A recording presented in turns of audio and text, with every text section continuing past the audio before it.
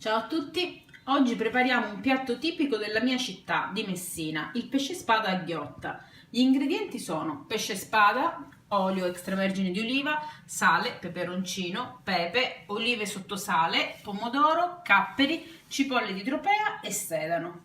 Pulire la cipolla, tagliarla a metà e quindi a fette non troppo sottili.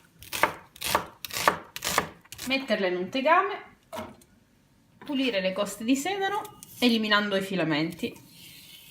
Ecco, questi devono andare via. Tagliarlo a fettine e aggiungerlo alla cipolla. Denocciolare le olive,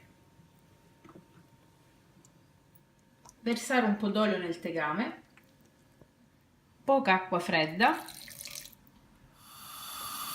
accendere il fuoco e cuocere finché le verdure non saranno diventate un po' lucide, circa 10 minuti. Tagliare il pesce spada. Tradizionalmente la ghiotta si fa a pezzi un po' grossi. Mentre le verdure cuociono, mettere un po' di olio in un tegame e quando l'olio sarà caldo, rotolarvi il pesce spada da tutti i lati finché non cambierà colore.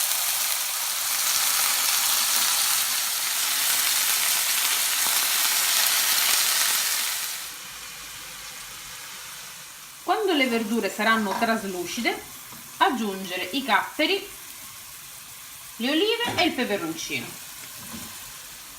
sale, un po' di pepe e cuocere per 2 minuti.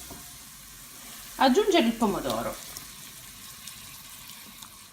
cuocere il sugo per 10 minuti a fuoco basso, aggiungere il pesce spada e cuocere coperto per 10 minuti.